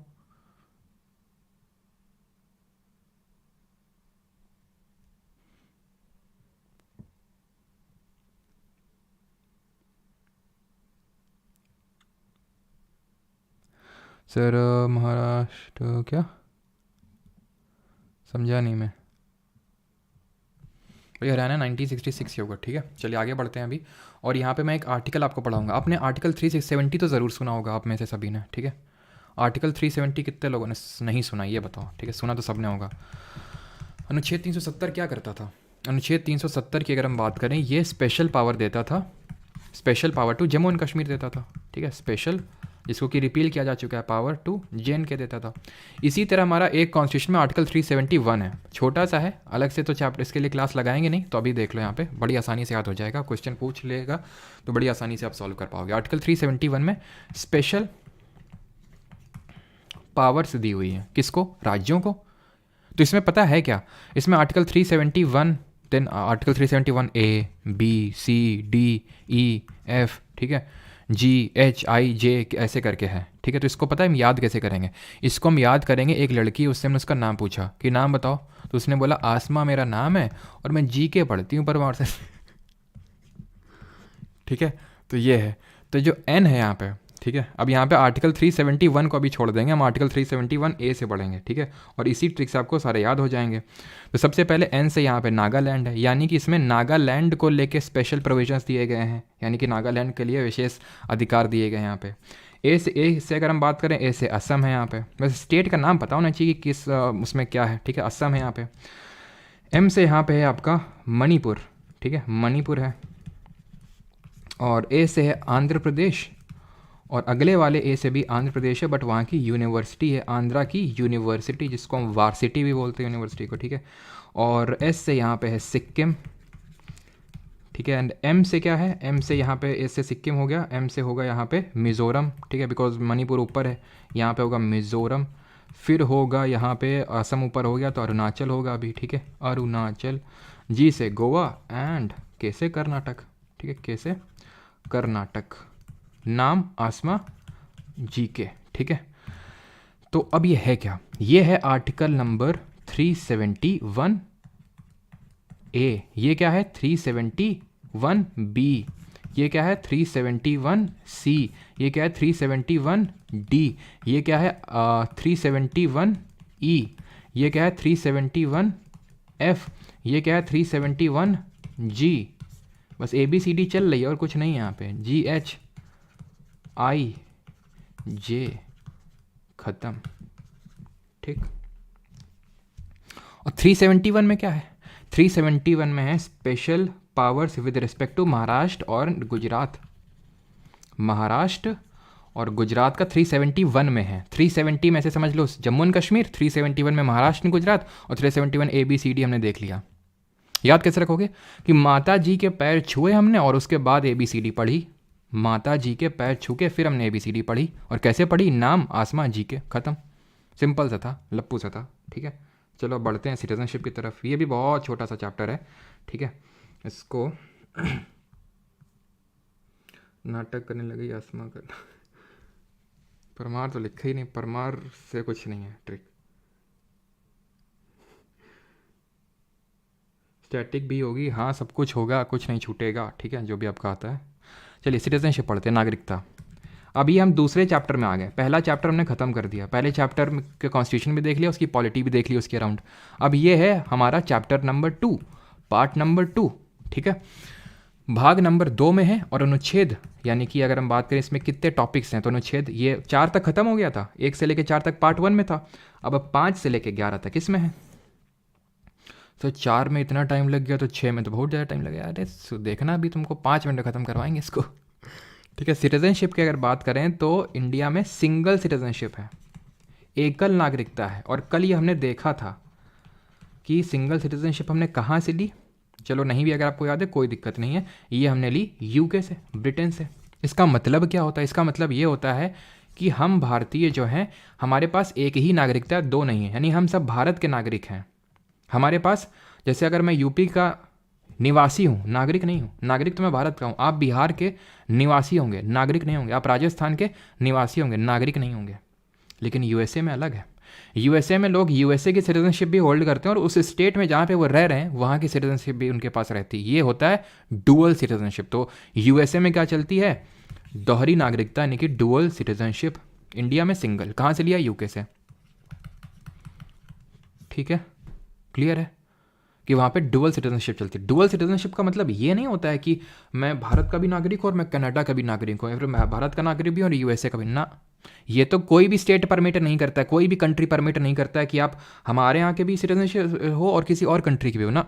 वो डुअल सिटीजनशिप का मतलब नहीं होता। डुअल का मतलब होता है आप कंट्री की भी सिटीजन हो और स्टेट के भी हो। हमारे यहाँ पे ये 2 नहीं होता है, ठीक है। अब सिटीजनशिप में अगर मैं जेन्युइनली बोलूँ तो हो सकता है कि मतलब 90% चांस है कि बस इसी स्लाइड से जो अभी मैंने बताया इसी से ही क्वेश्चन आएगा सिटीजनशिप चैप्टर में अगर बात करूं, और जो 10% जो चांसेस हैं उसको लेकर हम आगे बढ़ते हैं, ठीक है।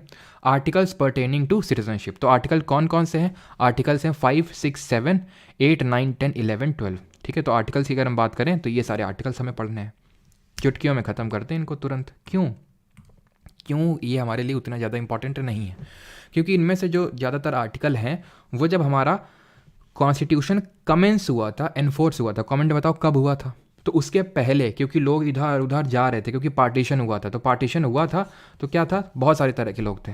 जैसे इंडिया से कुछ लोग पाकिस्तान गए, बहुत ही कम लोग थे। पाकिस्तान से बहुत सारे लोग इंडिया में, कुछ लोग वहाँ से गए, यहाँ तो गए तो, लेकिन देखा यहाँ तो गधे रहते हैं तो वापस भी आ गए। तो काफ़ी इधर उधर चल रहा था, तो इसको लेके जल्दी से आर्टिकल बनाए गए। वो आर्टिकल अब इम्पॉर्टेंट नहीं, अब का मतलब है अब वो हो चुका ना भाई। कॉन्स्टिट्यूशन कमेंस हुआ था 26 नवंबर 1956, सॉरी 26 जनवरी 1950 को एनफोर्स हुआ था। तो उसके पहले भाई क्या कैसे था उसको लेके ये आर्टिकल्स हैं। उसके बाद को लेके एक एक्ट बना था, पार्लियामेंट ने एक कानून लाया था, उसको भी पढ़ेंगे, ठीक है। तो इनको आर्टिकल 5, 6 और इनको थोड़ा सा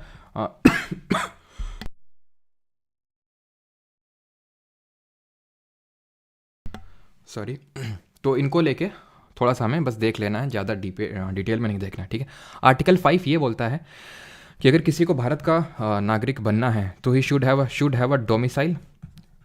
अभी मैं हिंदी में भी सारी चीज़ें बता दूंगा। शुड हैव अ डोमिसाइल होना चाहिए, ठीक है, भारत में वो जन्मा हुआ होना चाहिए, ये सब मतलब ये तो होना चाहिए। उसके अलावा या तो ये हो बॉर्न इन इंडिया हो, या फिर either of the parents are of Indian origin, either of the parents are of Indian origin, यानी कि पेरेंट्स एंड माता पिता में कोई इंडियन ओरिजिन का हो, इंडियन ओरिजिन। ये सारी चीज़ें जो है ना, ये 26 जनवरी 1950 से पहले को लेकर थी कि भाई कौन सिटीजन कंसिडर किया जाएगा, कौन नहीं किया जाएगा, ठीक है। Either of the parents are of Indian origin, यानी कि मूलतः भारत से बिलोंग करते हों, या फिर who is an ordinary resident, who is a ordinary resident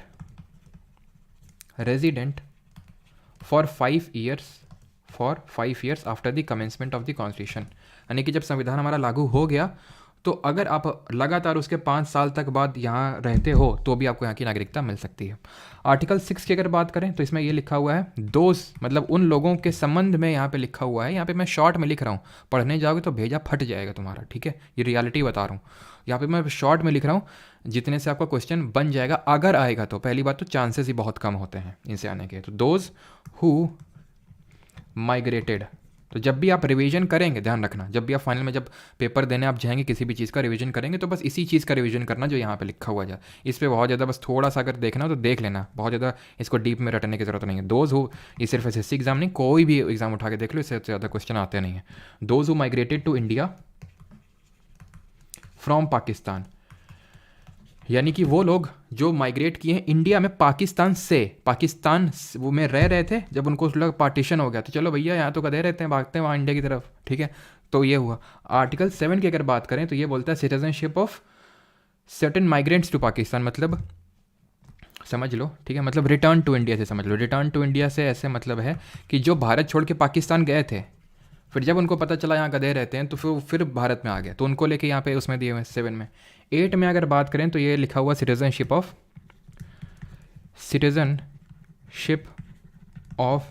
Indian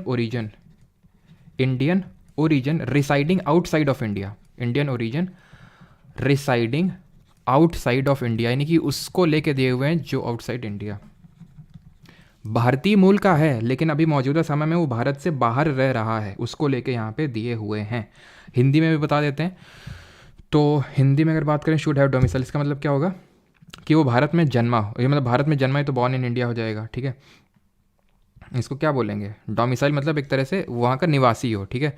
उसमें से उसके कोई भी एक माता पिता में से कोई एक भारत में जन्मा हुआ होना चाहिए, या फिर संविधान के लागू होने से कम 5 साल बाद जो है वो भारत में निवास कर रहा हो। 6 those who migrated to India from Pakistan, Pakistan से भारत आने वालों के लिए नागरिकता है। 7 में क्या है, भारत से पाकिस्तान जाने वाले और फिर पुनः पाकिस्तान से भारत वापस आने वालों के लिए नागरिकता दी हुई है आर्टिकल नंबर 7 में, ठीक है।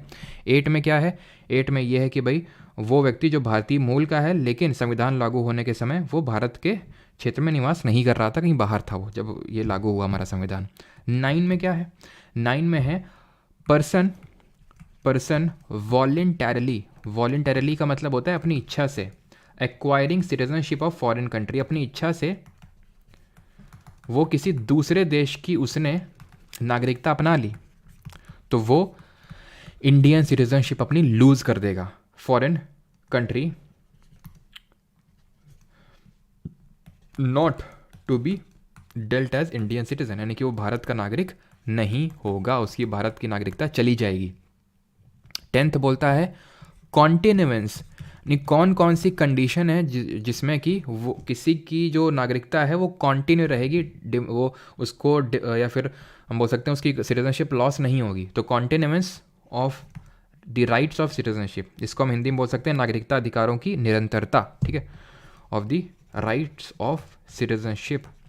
तुम बस इतना कीवर्ड भी याद कर लो, अनुच्छेद 10 कॉन्टिन्यूएंस, काम खत्म हो जाएगा, ठीक है, ऑफ सिटीजनशिप, कीवर्ड ही बस याद कर लो। 9 से ऐसे कीवर्ड याद कर लो, सिटीजनशिप ऑफ फॉरेन कंट्री बस। 11 में अगर हम बात करें जो कि लास्ट आर्टिकल है, दैट इज़ कि सिटीजनशिप को लेके लॉ बनाने की जो पावर है वो सिर्फ और सिर्फ भारत के संसद के पास है, पार्लियामेंट के पास है।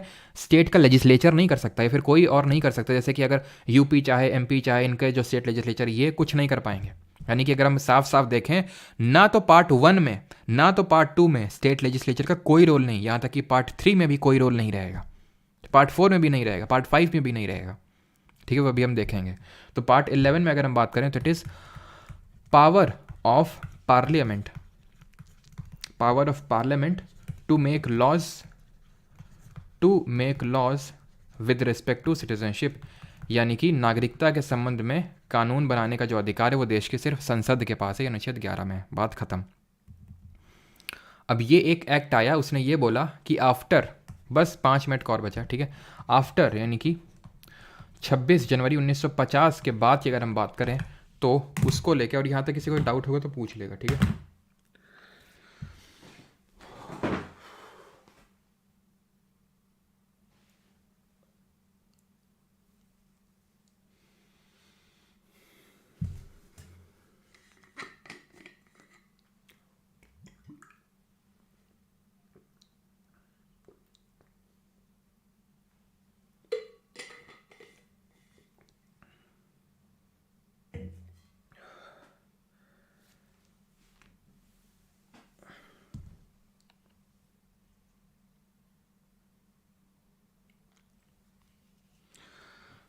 चलो भाई, तो आगे बढ़ते हैं और सभी लोग डीप ब्रीथ ले लेंगे, है ना, और थोड़ा वीडियो को पॉज करके थोड़ा दूर देख लीजिए, ठीक है, ताकि आपकी आंखों को आराम मिल जाए, और थोड़ी बार ब्लिंक कर लीजिए, ठीक है। चलिए, तो इसीलिए मैंने थोड़ा सा ब्रेक लिया था, पॉज लिया था। तो अब आते हैं सिटीजनशिप एक्ट ऑफ 1955। ये एक्ट बनाया था पार्लियामेंट ने कि अभी 26 जनवरी 1950 के बाद कैसा क्या रहेगा वो देखो। तो इसमें 2 चीज़ें हैं कि कोई अपनी नागरिकता को एक्वायर कैसे कर सकता है और अपनी नागरिकता को खो कैसे सकता है, अपनी सिटीजनशिप को लूज़ कैसे कर सकता है। तो एक्वायर की अगर हम बात करें, ठीक है, यहाँ पर मैं लिख देता हूँ, सिटीजनशिप को एक्वायर किन किन मेथड से किया जा सकता है। तो एक्वायर करने के तरीके होते हैं, पहला बाई बर्थ, यानी अगर आपका जन्म भारत में हुआ हो तो आप इंडिया के सिटीजन हैं। दूसरा बाई डिसेंसी, बाई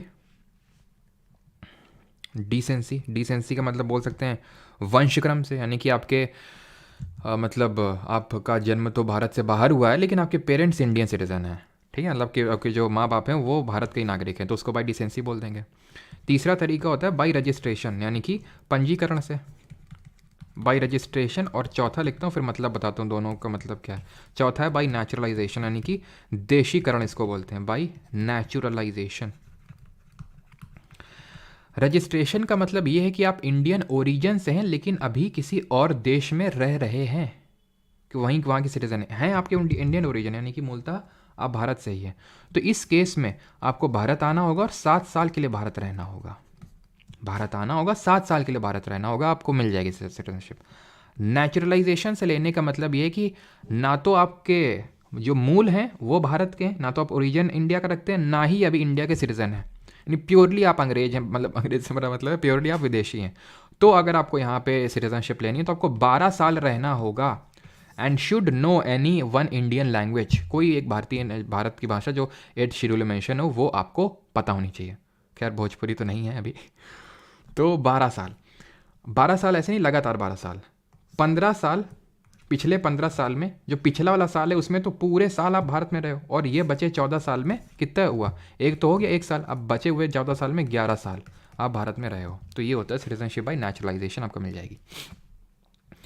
अब इसमें एक अमेंडमेंट हुआ था, बस आखिरी पॉइंट है ये, आखिरी टॉपिक, एक अमेंडमेंट हुआ था जिसको सिटीजनशिप अमेंडमेंट एक्ट बोलते हैं, सिटीजनशिप अमेंडमेंट एक्ट ऑफ 2019। सुना ना आपने, CAA बवाल हुआ था, CANRC, वो वही है, ये यही है। इसमें कई बार अमेंडमेंट हो चुका है इस पर्टिकुलर एक्ट में, सिटीजनशिप एक्ट और जो 1955, ये 1955 में आया था, सबसे पहले बना था, फिर इसमें बहुत संशोधन हुए, तकरीबन 8-9 संशोधन होने के बाद ये फाइनल वाला है 2019 में हुआ था। इसमें ये बोला गया था कि सिटीजनशिप बाई जो नेचुरलाइजेशन है ना, 12 साल ये नहीं रहेगी उन लोगों के लिए जो 3 देशों से आएंगे। वो 3 देशों से वो कौन है, अफगानिस्तान, पाकिस्तान और बांग्लादेश से जो 6 कम्युनिटीज़ के जो लोग आएंगे। वो 6 कम्युनिटीज़ कौन सी हैं, हिंदू और आपके सिख, पारसीज, जैन्स, क्रिश्चियंस, ठीक है, क्रिश्चियंस, और कौन बचा, हिंदू हो गया, और सिख हो गए, पारसी हो गए, बौद्ध बचे हैं, ठीक है, बुद्धिस्ट बचे हैं, ठीक है, बुद्धिस्ट। इसमें ये जो 6 कम्युनिटी के लोग जो इन 3 देशों से आएंगे उनको सिर्फ और सिर्फ 6 साल ही भारत में रहना है और उनको सिटीजनशिप बाई नेचुरलाइजेशन मिल जाएगी। 12 साल नहीं, 6 साल। विरोध क्यों हुआ था इतना? क्योंकि इसमें मुस्लिम कम्युनिटी नहीं है। लॉजिक क्या दिया सरकार ने? क्योंकि यहाँ पे इन लोगों के खिलाफ प्रताड़ना हुई है, इसलिए इनको हम आसानी से इंडिया की सिटीजनशिप देंगे। मैंने क्या बताया था सिटीजनशिप अमेंडमेंट एक्ट में? 2 चीज़ें दी हुई कि आप एक्वायर कैसे कर सकते हो भारत की नागरिकता, और लूज़ कैसे कर सकते हो। लूज़ आप ऐसे कर सकते हो, 3 तरीके होते हैं। रिनाउंसिएशन, यानी कि तुम खुद ही त्याग दो, अपने मन मर्जी से त्याग दो कि हमें नहीं रहना है भारत का सिटीजन। वैसे आर्टिकल 9 डील करता है voluntarily acquiring citizenship of foreign country, लेकिन वो पहले की बात होगी, पुरानी बात हो गई। लेकिन इस एक्ट में क्या लिखा हुआ है? वो रिनाउंसिएशन है, यानी अपने आप नीचे से छोड़ दी। टर्मिनेशन, टर्मिनेशन का मतलब है कि आपने दूसरे देश की सिटीजनशिप एक्वायर कर ली और बताया भी नहीं, तो आपको टर्मिनेट कर दिया जाएगा। दूसरा है डेप्रीवेशन, तीसरा है डेप्रीवेशन। डेप्रीवेशन का मतलब होता है वंचित करना। ये तो हो गया कि स्वतः आपने त्याग दी, ठीक है। टर्मिनेशन का मतलब ये है कि आपका मतलब टर्मिनेट कर दिया गया, ठीक है। और डेप्रीवेशन का मतलब ये है कि आपको वंचित रखा गया। क्यों? या तो आपने डॉक्यूमेंट फर्जी दिए थे सिटीजनशिप लेते वक्त, या तो आप भारत देश के प्रति डिसलॉयल्टी शो कर रहे हो, वॉर चल रहा है चाइना के साथ, चाइना का कर रहे हो सपोर्ट, ठीक है। तो ये चीज़ जो है इस केस में आपकी सिटीजनशिप जा सकती है। ख़त्म चैप्टर। तो मैंने बहुत ही शॉर्ट में ये आपको बताया सिटीजनशिप, नहीं तो इसके लिए अलग से क्लास चलती है, ठीक है, और वो भी 1-1.5 घंटे की क्लास, ठीक है। तो वो उतना मैं यहाँ पे नहीं खींचा, तो बिकॉज ज़रूरत भी नहीं है। क्वेश्चन करेंगे खुद ही पता चल जाएगा, ठीक है। बाकी इस स्लाइड को बिल्कुल मत भूलना चाहिए, वाला आगे वाला भूल जाओ, लेकिन इसको मत भूलना चाहिए। ऐसे भी पार्ट 2 और 5 to 11 सिंगल सिटीजनशिप, यूके से लिया है, यूएसए में डबल सिटीजनशिप है, ठीक है।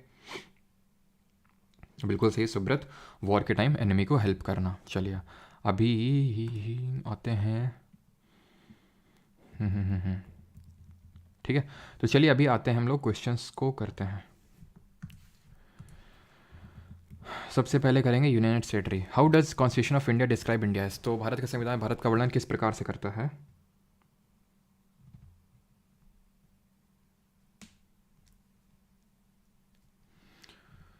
थ्री 371 में राजस्थान क्यों नहीं है? भाई ये तो पार्लियामेंट से पूछो क्यों नहीं है, हम क्या बताएं क्यों नहीं है।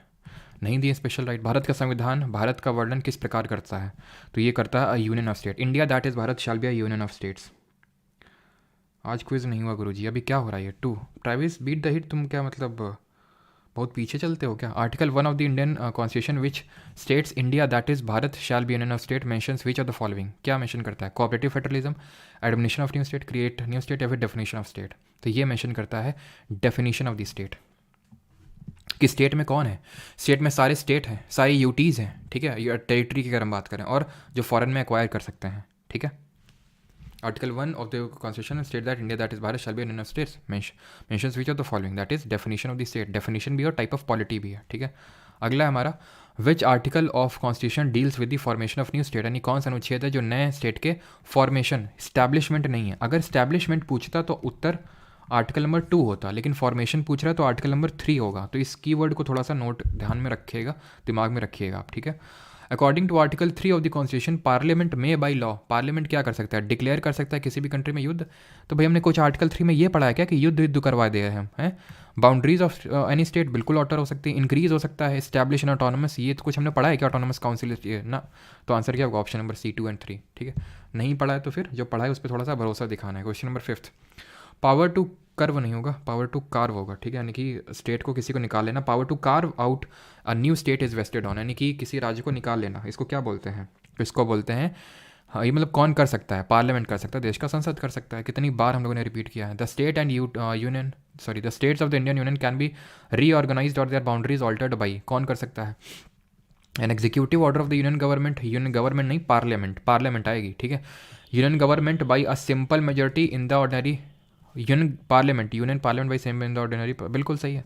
सिंपल मेजोरिटी से होता है और पार्लियामेंट करता है, कोई दिक्कत ही नहीं। 2/3 और majority of both the houses, ये सब कुछ नहीं, ठीक है। अगला 10th नंबर, in which year did the central government of India appoint the state reorganisation commission, यानी राज्य पुनर्गठन आयोग कब बना? आयोग की बात हो रही है। राज्य पुनर्गठन अधिनियम 1956 का था। आयोग जिसको फजल अली कमीशन बोलते हैं 1953 में बना था, 1953, ऑप्शन नंबर बी। और पहला भाषा के आधार पे। अच्छा मुझे ये बताइए कि एक क्वेश्चन पूछते हैं तुमसे है कि राज्य पुनर्गठन आयोग के बेसिस पे पहला राज्य कौन बना था, इसके बेसिस पे जरा बताओ। 11th, when was the state reorganisation act pass by the government of India. अभी बताया मैंने 1953 में कमीशन बना और 56 में एक्ट आया, जिसके बेसिस पे 14 स्टेट और 6 यूटीज क्रिएट किए गए। और तुम लोगों ने यहाँ पे जो मैंने भी क्वेश्चन पूछा था आंध्र प्रदेश, जिन लोगों ने उत्तर दिया गलत है। क्यों? क्योंकि स्टेट रीऑर्गेनाइजेशन कमीशन यानी कि फजल अली कमीशन बनने से पहले ही आंध्र प्रदेश बन गया था, इसीलिए मैंने सवाल पूछा, पहले ही बन गया था। तो इसके बेसिस पे नहीं बना है, कमीशन बाद में बना है, आंध्र प्रदेश पहले बना है, ठीक है। तो इसका उत्तर कुछ नहीं होगा, ठीक है। Question number 12, linguistic state of India got established इन। तो भारत में भाषाई राज्य पे स्टेट कब बना पहला? तभी हमने देखा 1953 में आंध्र प्रदेश क्रिएट होता है भाषा के आधार पे, ठीक है। 13th, what is the correct chronological order in which of the following states of the Indian union were created on और ग्रांटेड फुल स्टेटहुड। मतलब क्रोनोलॉजिकल ऑर्डर में वही आप ट्रिक लगाओ, आम गुनाह है वाली, ठीक है। तो आम गुनाह वाली आप ट्रिक लगानी है और यहाँ पे सही उत्तर देना है। तो यहाँ पे अगर हम आंध्र प्रदेश की बात करें 1956 हो जाएगा, नागालैंड की बात करें 1963 हो जाएगा 1963, महाराष्ट्र की बात करें 1960 और हरियाणा की 1966 1966। तो पहले तो आएगा 1, देन आएगा 2, देन आएगा 3, देन आएगा 4, 1 2 3 4, ऑप्शन नंबर ए। अगला क्वेश्चन है 14th, in which of the following years did Telangana 29वां राज्य कब बना था भारत का? तो भारत का 29वां राज्य तेलंगाना बना था 2014 में, 2014 में। On what basis were states reorganise in 1956, 1956 में भाषा किस आधार पे बने थे? रिलीजन, कास्ट, लैंग्वेज या फिर ऑल ऑफ द अबव? तो on what basis states reorganise? तो रीऑर्गेनाइज इनको किया गया था लैंग्वेज के बेसिस पे, option number C. 19th, states of Meghalaya, Manipur और त्रिपुरा एक साथ बने थे ना? कब बने थे ये एक साथ? अगर बात करें मेघालय मणिपुर, वो याद करो, मैम तुसी, मैम और तू जो है ये 1972 1972 में बनते हैं। और आखिरी हमारा क्वेश्चन है ये, इसके बाद हम सिटीजनशिप के क्वेश्चन करेंगे। First commission was formed in India in 1948। पहला भाषाई आधार पर यानी कि लिंग्विस्टिक जो कमीशन बना था 1948 में बना था। वो उसको किसने लीड किया था, फिर उसके चेयरमैन कौन थे, ये आपसे पूछ रहा है। तो कौन था? एस.के. धर कमीशन था 1948, देन जेवीपी कमीशन बना 1948, दोनों ने मना कर दिया लिंग्विस्टिक बेसिस पे। देन आंध्र प्रदेश क्रिएट हो गया 1953 में। देन आपका फजल अली कमीशन बोला और उसने बोला कि ठीक है लिंग्विस्टिक बेसिस पे बना तो लो, लेकिन वन स्टेट और वन लैंग्वेज और वन स्टेट का जो उसने बेसिस है उसको खारिज कर दिया। सिटीजनशिप पे क्वेश्चन करते हैं, नागरिकता पे। कौन सा भाग है जिस पे नागरिकता, जिसमें दिया हुआ नागरिकता के बारे में? 6 3 2 1। तो भाई हमने पढ़ा है पार्ट 1 में यूनियन टेरिटरी यानी संघवास के राज्य क्षेत्र दिए हुए हैं, पार्ट नंबर 2 ने भाग नंबर 2 में नागरिकता के बारे में दिया हुआ और कौन से अनुच्छेद और किस कंट्री से लिया है सिंगल सिटीजनशिप का कॉन्सेप्ट, कमेंट में बताएंगे जल्दी से। 23, in which of the following years was the citizenship act pass for the first time. पहली बार नागरिकता अधिनियम कब पारित हुआ था? तो ये पारित हुआ था 1955 में, जिसमें कि अभी लेटेस्ट अमेंडमेंट 2019 में हुआ था, जिसको भी हमने देखा है थोड़ी देर पहले। तो सिटीजनशिप हमने यूके से ली है, सिंगल सिटीजनशिप है और आर्टिकल नंबर 5 से लेकर 11 तक में दिया हुआ है। Question number 24, which of the following article of the constitution are related to citizenship. देखिए यहाँ पे भी आपसे रेंज पूछ रहा है, स्पेसिफिक आर्टिकल नहीं पूछ रहा है, सिर्फ रेंज पूछ रहा है आपसे। तो रेंज है आपकी अनुच्छेद नंबर 5 से लेकर 11 तक, ठीक है। अगला क्वेश्चन है 25th, with what subject do the articles 5 to 11, बार बार वही सिंपल, ठीक है। किस कंट्री में एक्सेप्ट किया है पॉलिसी ऑफ डुअल सिटीजनशिप यानी दोहरी नागरिकता, किस उसमें है? कामता प्रसाद भारद्वाज सही है, रजनीश, कोमल, सृष्टि, अनुष्का, पंपा, अंकिता, सब चलो। तो सही आंसर क्या होगा? इंडिया में सिंगल है, कनाडा में सिंगल, ऑस्ट्रेलिया में सिंगल, यूएसए में मिंगल है। 27, what do you understand by dual citizenship? देखो CGL 2023 से क्वेश्चन एकदम लेटेस्ट क्वेश्चन है। तो बताओ कि कब नागरिकता, मतलब ये इसका डुअल सिटीजनशिप का मतलब क्या होता है दोहरी नागरिकता का? मैंने आपको अभी बताया है कि दोहरी नागरिकता का मतलब ये नहीं है कि आपके पास 2 देशों की नागरिकता है, वो तो कोई देश अलाउ नहीं करता है। इसका मतलब है citizenship of a country along with that of a constituent state, option number D, जो कि यूएसए में है। 28, which of the following has been incorrectly listed as a condition for becoming a citizen of India. इनमें से कौन सी गलत condition है? याद करो, आर्टिकल नंबर 5 डोमिसाइल होना चाहिए बाई, सॉरी ये तो सिटीजनशिप एक्ट, उसको याद करो, ठीक है। सिटीजनशिप एक्ट ऑफ 1955 1955 को याद करो। बाई बर्थ था, बाई डिसेंसी था, बाई रजिस्ट्रेशन था, बाई नेचुरलाइजेशन था और एक और या नोट कर लेना उसी में, by incorporation of territory, by incorporation of territory. जैसे कि कल को हम पीओके वाला हिस्सा भारत का पार्ट बना लेंगे, वो जितने भी लोग वहाँ रह रहे हैं तुरंत भारत के नागरिक हो जाएंगे। कल पाकिस्तान को हम ले लेंगे इंडिया के अंदर, सारे पाकिस्तानी भारतीय हो जाएंगे, ठीक है, तो वो भी है। तो सिटीजनशिप अगर आप यहाँ प्रॉपर्टी ले ली भारत में तो आप भारत के नागरिक नहीं हो जाएंगे। Under which of the following condition are citizenship be provided in India, तो निम्नलिखित में से किस शर्त के तहत भारत में नागरिकता प्रदान की जाएगी? जन्म हुआ हो, either of whose parent born in India, who has been, ये आर्टिकल 5 को याद करो, ठीक है, जो ऑर्डिनरी रेजिडेंट रहा हो 5 साल के लिए। 26 जनवरी 1950 वाली बात हो रही है, आंसर यहाँ पे ये होगा, ठीक है, इधर 1 2 और 3, इधर मतलब और लगा हुआ है ना। And the last question for the day is this, अलग से नहीं होगी विशाल, ठीक है, अलग से नहीं होगा यूपी पुलिस के लिए। तो विच ऑफ द फॉलोइंग आर्टिकल्स, मतलब सेम उसी के लिए वो हेल्प करेगा आपको, ठीक है। तो कॉन्टिन्यूएंस से मैंने आपको कौन सा आर्टिकल याद करवाया था? अभी 12 तो हो नहीं सकता, इसका सिटीजनशिप से लेना ही देना नहीं है, ठीक है। और 9 में क्या था कि अगर आपने किसी और कंट्री की सिटीजनशिप ले ली तो आप फॉरेन कंट्री की, तो आपकी चली जाएगी इंडिया की। 10 बोलता है कॉन्टिन्यूएंस। 11 बोलता है कि पार्लियामेंट को पावर है सिटीजनशिप को लेके कुछ भी एक्ट या फिर कुछ भी अमेंड करने की। Which of the following has the power to regulate the right of citizenship, ये क्वेश्चन है। How many year does a person Indian origin need to reside in India to become a citizen of India under the citizenship act of 1955? अगर कोई Indian origin का भारत की नागरिकता लेनी है तो कितने साल भारत में रहना पड़ेगा? तो इस क्वेश्चन का उत्तर होगा क्या? Parliament, parliament, parliament, parliament. और ये क्या है? ये है रजिस्ट्रेशन, रजिस्ट्रेशन वाला ही तो है। तो कितने साल रहना होगा? 7 साल, नेचुरलाइजेशन में 12 साल, और ख़त्म हो गया, ठीक है, धन्यवाद। अब ये रिकॉर्डिंग आपको अगर वो करना है, बहुत लोग पूछते रहते हैं, तो ये आपको recording Parmar academy app www.parmaracademy.in जो वेबसाइट है वहाँ से आप इसको अवेल कर सकते हैं, ठीक है। और वहीं पे हैंड रिटन नोट्स मिल जाएंगे, कल वाली क्लास आपको लिंक मिल जाएगा टेलीग्राम पे, और अभी उसको डलवा भी देंगे। अभी देखते हैं कि अगर वो फिर से उसको ट्राई करके, ठीक है।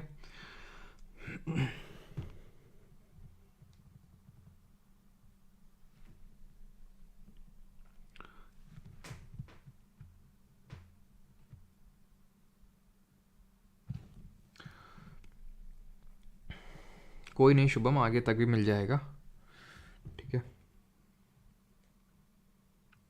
Can I see polity without seeing history? बिल्कुल देख सकते हैं सोवन देव, बिल्कुल मंडल, क्योंकि मैंने पहले बैच में तो पॉलिटी से ही स्टार्ट किया था, तो उनके लिए हिस्ट्री लास्ट थी, ठीक है। तो ऐसा कोई वो नहीं है आपको हिस्ट्री से, ऐसा नहीं कि हिस्ट्री नहीं पढ़ेंगे तो पॉलिटी समझ में नहीं आएगी, ऐसा कुछ नहीं है। ऐसे में कॉर्ड की नीड नहीं है यार यहाँ पे, सचिन बिस्ट। क्वेश्चन 29 समझ नहीं आया, 29 क्या था? 29 आर्टिकल 5 ही तो है, अनुच्छेद 5, कि should have a domicile in India, ठीक है, वो तो होना चाहिए। प्लस या तो बॉर्न इन इंडिया हो, या either of the parents are born in India, या फिर who is ordinary resident. Article 5 को फिर से रिकॉल करना, देखना जाके, वही सेम चीज़ है ये।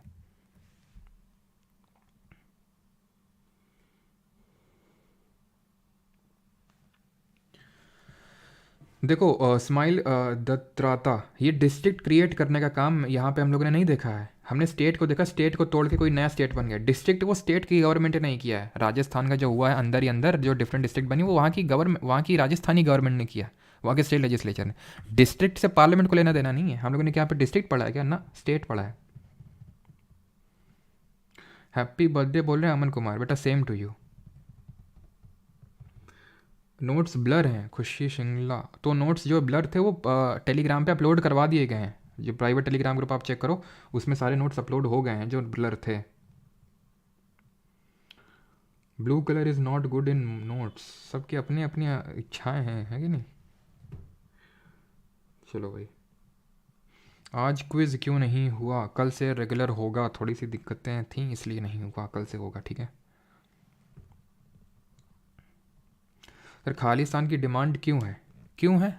क्योंकि कुछ लोग की दुकान चलती है खालिस्तान का नाम लेके, इसलिए।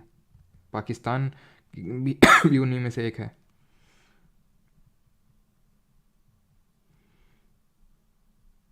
डिलीट नहीं खुशी, फिर से पढ़ गए हैं आप, फिर से देखना, अभी फिर से पढ़ जाएंगे। डिलीट इसलिए हुए हैं कि उसमें आई थिंक कुछ वो 1-2 मतलब करेक्शन हुए थे, तो वो अपडेटेड नोट्स नहीं थे, तो अभी पढ़ जाएंगे, ठीक है। अब चिंता मत करो रात तक, ठीक है, पक्का।